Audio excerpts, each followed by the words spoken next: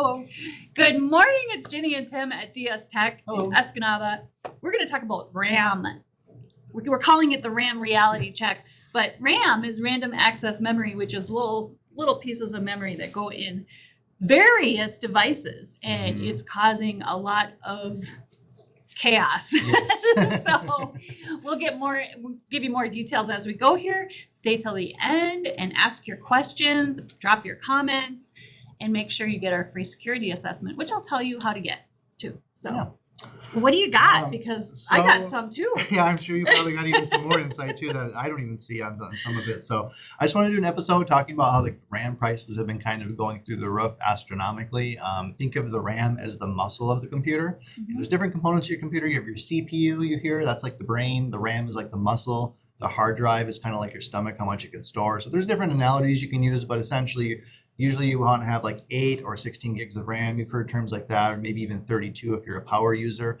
And those particular chips are just going up in value like crazy right now due to the supply and demand, mainly due to AI data centers, and some other stuff we'll go into here as well. And just to put it into quick context, the example of the price difference, when I built my own personal PC, about maybe it was like a year and a half ago or so now, I had bought, it was a big chunk. It was like 128 gigs of DDR4 RAM, like a big gaming rig, right? And I spent, close to $200 on that. Mm-hmm. Well, that same set of RAM is like going for like upwards of $700 right now. Yeah. So you're not just talking about like a 50% increase or doubling, you're talking like a tripling and more. And it's varying day by day. And what's causing is the prices of computers now are going up, or phones, or anything with RAM in it realistically. So it's kind of a good point to where if you wanted to maybe think of upgrading your inventory, you may want to do it sooner than later. Or there's some people that are waiting, hoping they'll come down again too. It just kind of depends where you're at. That's true. But having a good asset inventory and whether you're compliance driven will kind of tell you whether you need to upgrade or sooner than later or not. We'll get into some of those as well too. So. Yep, and just more context is as I saw the price of desktops go up $200 in a day. Yeah, just one day, just because that one component went up probably $200. Exactly. Or so, probably $190, and they made a $10 profit, right? Yeah. Whatever. So when their customers are asking us for quotes for systems and anything that has to do with RAM, I have to let the quote expire in a day. Yeah, because the next day the price could be different. So keep that in mind. If you're a client of ours and you're getting quotes for a hardware and inventory, just make it a point that we're in that like short influx period. Like get your quote, sign it back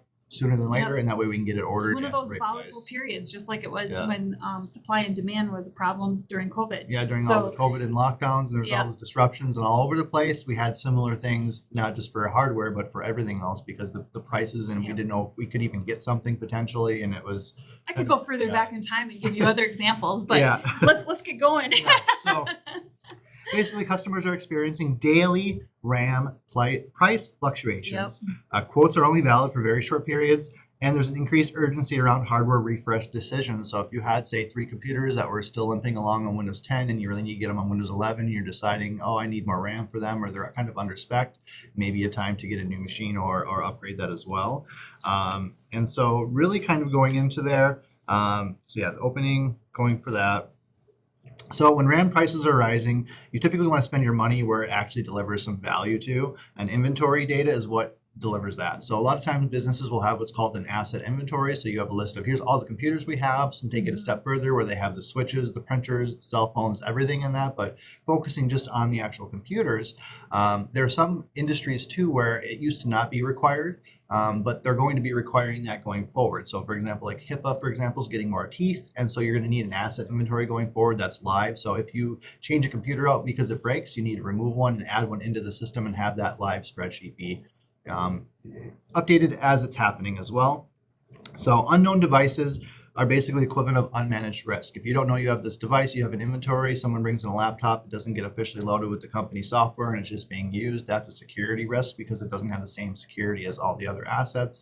Or maybe you had an old laptop that you don't use anymore, you put it in a closet and someone takes it out for a loaner one time, but it hasn't been updated in forever. Again, having an inventory of knowing what's live and isn't live can help you manage all of this and know where your assets are, so you're not having those weird one-off devices that potentially could be causing a risk to you.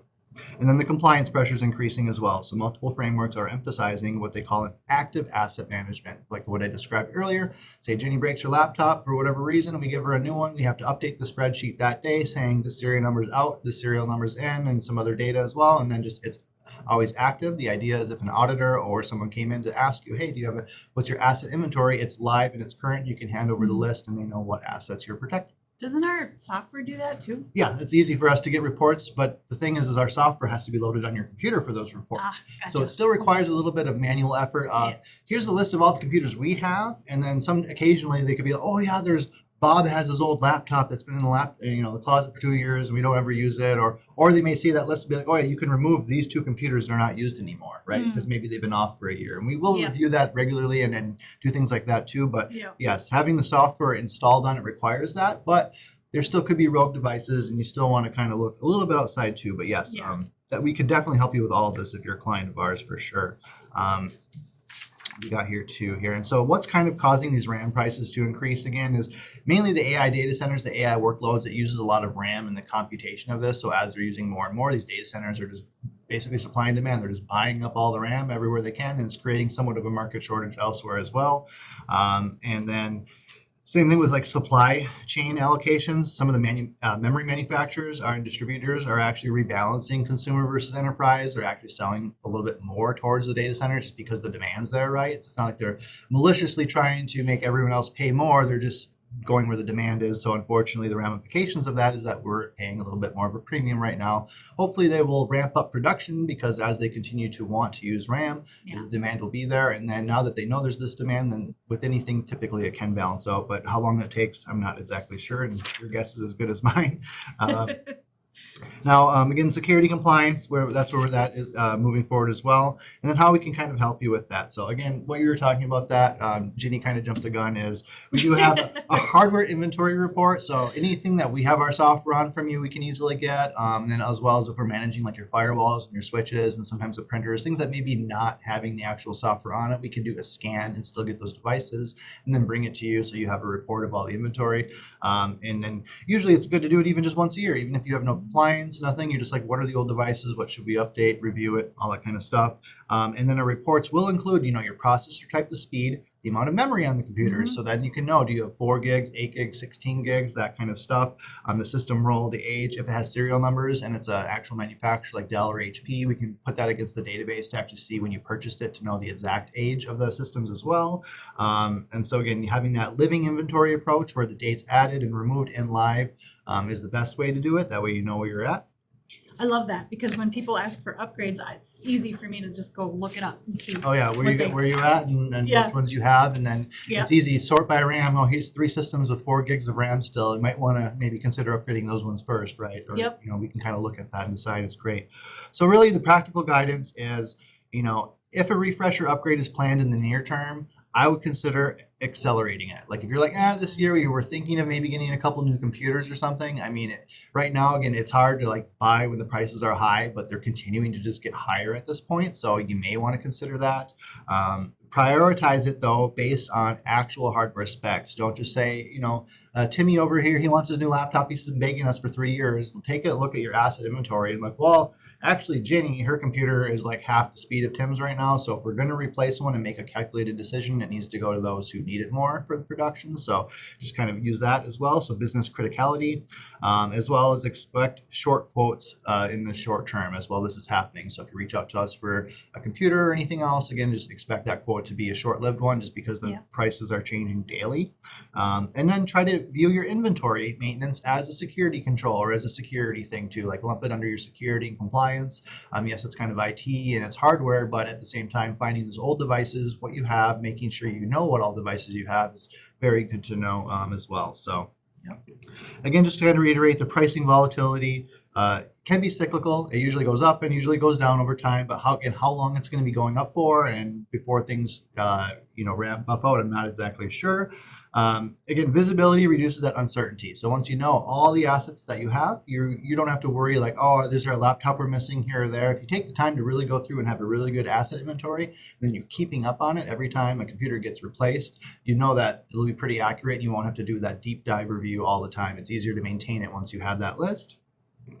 And again, strong asset management will improve your security posture. You'll be ready for compliance. There could be even potential, it's not really happening in the insurance industry yet, but I can see some of the cyber insurance people are going to start asking these compliance, like, we want to know all the computers that you're protecting based on our policy. For example, like, why would they not want to know They're that? going to keep getting more And granular with even stuff if they're like not that. asking it for now, so going through some of these practices may give you the practice and the experience. So when it does come time to having to do that with the insurance carriers, you're already well versed in it, and you already have your inventory ready to go, and it'll make things a little bit more seamless. Yeah.